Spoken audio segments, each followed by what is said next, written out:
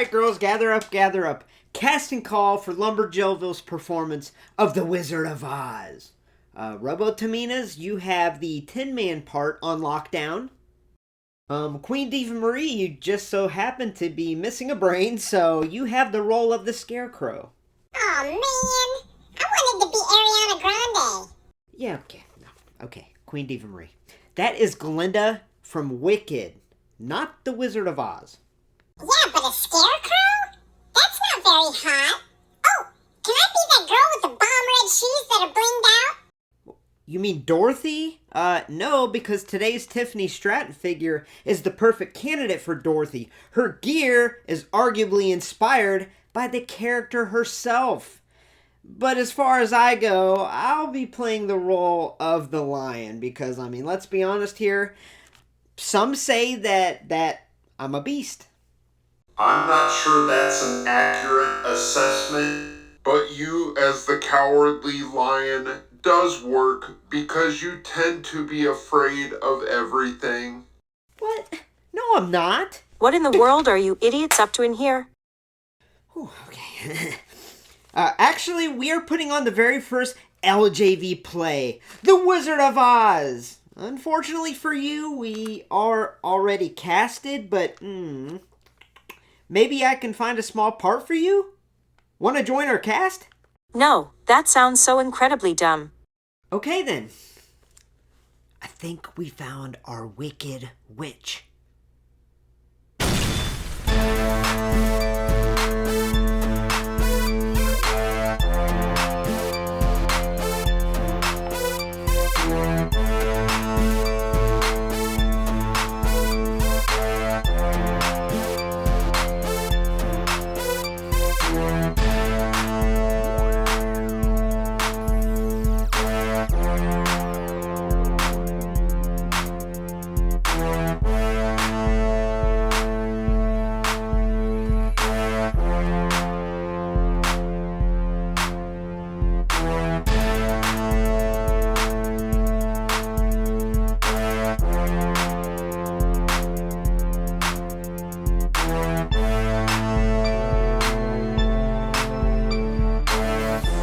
Hey y'all, welcome to Lumberjillville. Women's wrestling lives here. Before we get started, I just remind you to please hit subscribe and become an official resident of LJV and get a first look at all future women's wrestling figure reviews like today's Main Event Series 159, Tiffany Stratton. And yes, another figure that I picked up off of eBay. Anyone out there wondering how I got the Wendy Choo? I have zero connections. I can't even get Steve and Bill to come on the channel, so I have no connections with Mattel or WWE. This is all from me obsessively trying to find this series online. So I did come across this Tiffany. It looks okay. I'm excited to review it because I'm a big Tiffany Stratton fan, but obviously that Wendy Choo was like a milestone figure for me sentimentally. But this Tiffany, I don't think it'll have that same appeal to me. But either way, let's take a look at that brand new Tiffany Stratton figure. Alright, so starting off with the packaging here, I love the main event packaging, mostly because we have a nice open window, but I love the design, the color scheme, I love everything about it. I love that we have a nice large image of the beautiful and talented Tiffany Stratton there. We have the series number, her name, and as I mentioned, that big open window, you can really get a look at the figure inside. Turning it around, we can see the rest of the series. I did review the Chase Wendy Choo. I'm still trying to find the standard. And then we have a little Tiffany bio here. We have her signature move being the world's prettiest moonsault, which is arguably the best moonsault in WWE. I really like Lacey Evans' moonsault, but that's beyond the fact. Either way, let me take this figure out and let's take a closer look. WWE Main Event Series 159, Tiffany Stratton. This attire is from the July 19th, 2024 episode of SmackDown, where Tiffy faced off against Michin. She also wore this attire on the July 26th, 2024 episode of SmackDown, where Tiffy and Nia Jax defeated Bayley and Michin. Alright, some overall first impressions of this figure. I'm just happy to have another Tiffany Stratton figure. I've said this before that I wish they had at least a few women superstars who are released in multiple series, multiple lines in one calendar year. I'm hoping they start doing that with Tiffany. Obviously, she has an amazing Ultimate Edition coming out. It looks great. Should be out here very soon. And they are starting to release multiple Rhea Ripleys in a year. I think they should do that with Liv. So it's a good sign that we have multiple Tiffanys coming out, including this one. Hopefully, we keep getting more, right? I will also say, as far as this figure goes, I like the tan on the figure. The tan really pops in contrast with that baby blue and white attire. I really love that. However, some of the negatives I noticed right off the bat, the attire is just not that accurate. Now, with her first in the line figure that was Basic Series 145, they tried to replicate her attire, and in my opinion, they really failed, and I do think they fail here with the attire. I'll get more into it when we take a close look at the body sculpt and the attire itself, but I don't know why they're choosing certain ring attires of her that tend to be revealing in nature and trying to translate it to the main event line because they just do a bad job at doing that. I kind of wish that this Tiffany was in like a promo attire or backstage attire, something to make it a little more accurate, a little more unique, because as I mentioned, when they try to translate unique or revealing attire in women's wrestlers and the figure line, the main event figure line, they tend to fall a little short, right? But either way, I think it's definitely an appealing figure. I think it does pop on a display shelf, and I think that's really, really cool. I actually like it a lot better than I thought I would now that I have it out of the package. But yeah, with that being said, let's take a closer look at the face and the hair. Alright, so as far as the face scan, face sculpt, and hair sculpt goes, this is the same head that was used on her Elite Series 113, and I thought that one missed the mark, and same thing here. I think it misses the mark. So Tiffany is a very beautiful woman. She's absolutely stunning, and this face sculpt and scan just really doesn't capture that. Do I think it's the worst sculpt and scan I've ever seen? No, I really don't. I think it's just okay. I think it is a step above her first in the line figure in Basic 145, but I'm not really thrilled with it. I'm hoping that Ultimate Edition, it looks like the alternate head that comes with that is an amazing likeness to Tiffany, so I'm really looking forward to that, but I'm okay with them just reusing that Elite Series 113 head on this figure because I think they were just trying to get a Tiffany figure out, so I understand that. But yeah, I don't think the likeness is the best, to say the least. And the hair sculpt is also the same as what we got in Elite 113, and I'll bring Elite 113 and Basic 45 out, and we'll do a little comparison time later in the video. But yeah, I just wanted to show you this. Also, her hair is like a yellow color. I hate that. I really wish Mattel would put more effort into the color of these female wrestlers' hair in the figures, because having just one plain solid color, it just doesn't look accurate. It looks goofy, looks cartoony, and I really don't like this shade of yellow they went with to simulate the blonde. She should have highlights, she should have dark roots. Heck, she should have a little headband on top, a hairband, whatever you want to call it, on top, and I wish they would have added that, but I digress. So with that being said, let's cover the body sculpt and the attire. So taking a closer look at the body sculpt and the attire, as I mentioned, I love the tan on this figure. I think they did an excellent job there, and it really pops in contrast with that baby blue and white gear. Now, also, I really like the body part choices that they used on her. I think they chose really good legs, arms, torso, everything. I really like the part choices here, just like her first in the line figure. And I will do a comparison segment and a couple little clips here where I compare her Elite 113 and Basic 45 to this figure, so you can see them all lined up. But yeah, I think they did an excellent job with the part choices, and also love the tan. Now, the attire, unfortunately, is where it kind of falls flat to me. It's definitely unique. I will say that. It is a very unique attire, and I think that's cool they went with it. I think there's other attires I would have had them rather do because they could have done it a lot more accurate. Because if you take a closer look at the top here, I mean, you can barely, if you look at the attire in real life and compare it to this, you can barely draw the similarities together because they're so different. And I think it's mostly because, as I mentioned, Tiffany Stratton really wears a lot of revealing attires, right? It's in her style.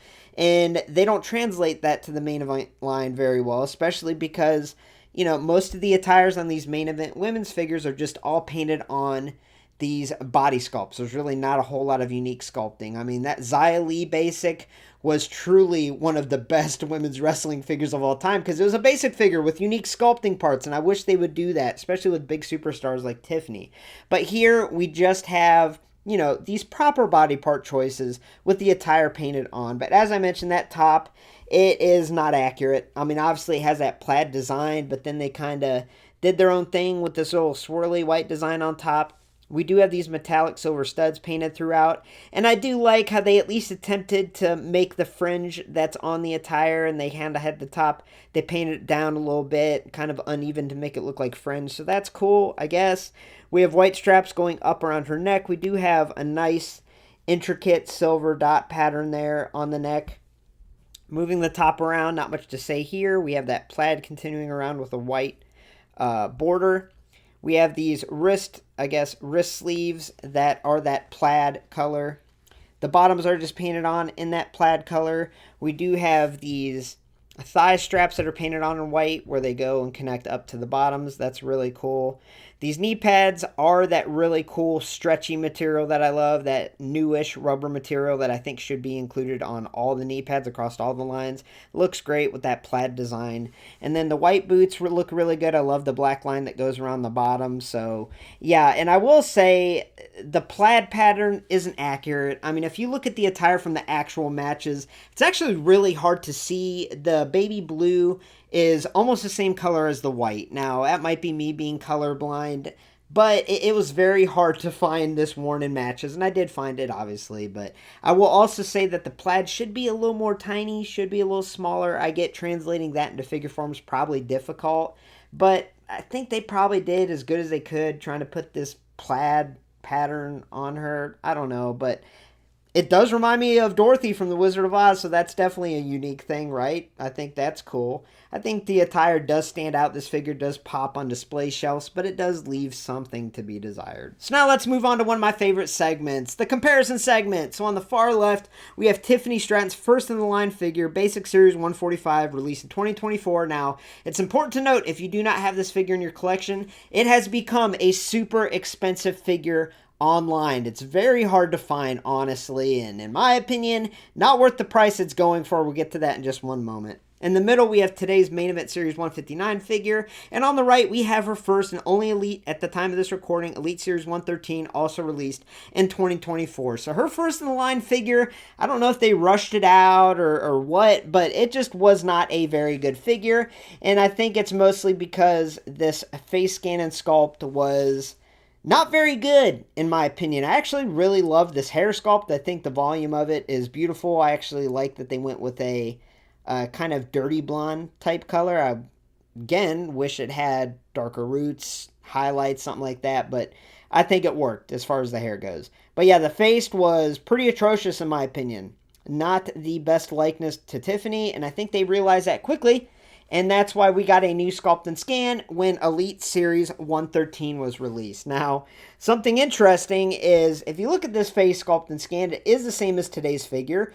And if you look at the hair, it's also the same. However, I'm pretty sure this hair sculpt was designed so that her cowboy hat would fit on her head and look good. And this figure looks pretty good with that cowboy hat on, but it looks goofy if you don't have the cowboy hat on because she has like hat hair, right?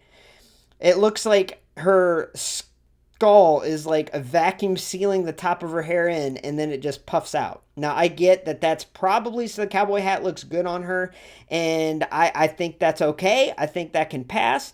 But when you have a figure like today's that doesn't come with a cowboy hat, I think it makes the hair look absolutely silly. So, yeah, not a fan that they reuse the hair. I kind of wish, if they're going to reuse that Elite scan on today's main event figure, I wish they would have found a way to get this hair sculpt on this scan. Now, I'm not a huge fan of the scan, but I get why they kind of reuse that head or that face because they're trying to get a Tiffany figure out quick. But yeah, I think it's kind of a Mod Podge here. And yeah, comparing all three of them, I can't really recommend, if you're trying to add one Tiffany to your collection, I can't recommend any of these, truth being told, because the Ultimate Edition coming out looks absolutely amazing. It looks like it has new articulation at the waist. The detail is stunning, and the likeness looks really good. So I'm just anticipating that Ultimate Edition to be the end-all, be-all Tiffany Stratton, at least for the time being. So I don't see any reason for picking up any of these Tiffany's, in my opinion. I mean, maybe the Elite because I loved the Barbie-inspired attire. I think it's a really fun figure. But as far as the main event and the basic figures that she's had released, I just don't think they're really worth tracking down, just to be honest. So overall, I give WWE Main Event Series 159 Tiffany Stratton an overall score of a 4 out of 10. I think this figure falls below average in my opinion. There are some good things, like I like the tan that they incorporated. I also think it's a very unique gear. I think it really pops on the shelf. But I don't know, this figure just seems rushed. It seems kind of thrown together. The attire is so inaccurate that it was hard to actually find pictures of the real attire because this was so inaccurate, right? And also, reusing that Elite head seemed like an okay idea, but it looks silly with the hair sculpt being meant to have a cowboy hat on. It's pushed down and then puffed out, so I think that leaves a lot to be desired. So yeah, overall this figure just leaves a lot to be desired. And with that Ultimate Edition Tiffany Stratton coming out, I honestly don't see a reason to try to get this figure. And if you're a huge Tiffany Stratton fan, if you collect all women's wrestling figures, I would probably wait until you either find this figure in store or wait till the prices go down quite a bit on eBay. When they start showing up and start popping up a lot, I would wait for that because right now this figure just really isn't worth the price that it's going for on eBay, in my opinion. And I don't even think it's available for pre-order anywhere. So yeah, I would hold off if you absolutely need this figure. But in my opinion, not a must-have. Thanks for stopping by Lumberjillville. Women's wrestling lives here. To get a first look at all future women's wrestling figure reviews, make sure to hit subscribe and become an official resident of LJV today. Now stay tuned, and the next review should be Elite Series 120 Lola Vice. I have a very special video planned for that. Thanks for watching and have a great night, y'all.